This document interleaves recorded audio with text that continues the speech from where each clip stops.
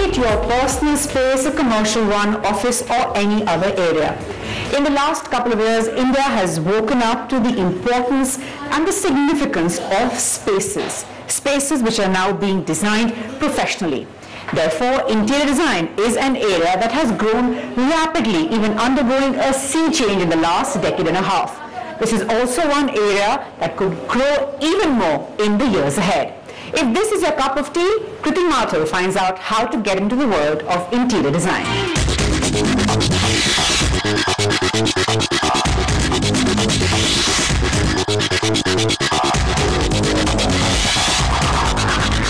When you move into a new home, how do you decorate it? How much thought do you put into deciding the color of your walls, the placing of your bed, the hanging of a painting or a mirror?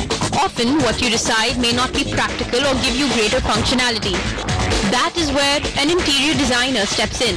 With rapid urbanization, increasing number of real estate companies hire interior designers to add their touch to the interiors of the building. With more people becoming mindful of design, the opportunities for interior designers is increasing, not only in residential areas, but others too.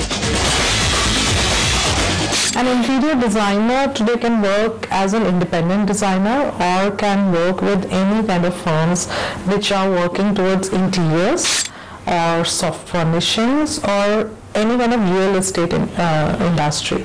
So basically in India, since this industry is rapidly growing, there is a sudden change. There is more and more of construction going on. So the interior designers are actually required in all these kind of sectors.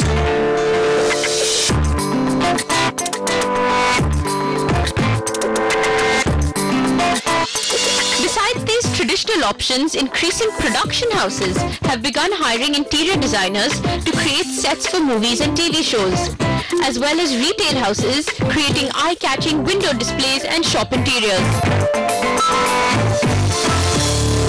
When I started with this course, so I thought interior styling and designing is restricted to residential and commercial aspects, but as I got through this course, I got to know about the displays which happens, the magazine shoots.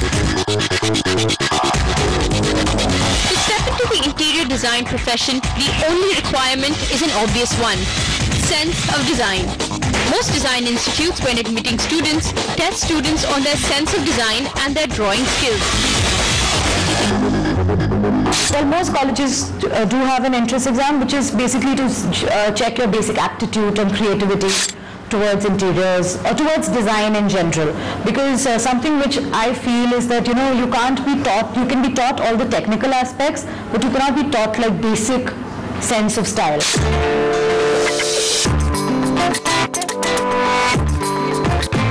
The art of making an empty void space and filling it with life and character is what makes a successful interior designer.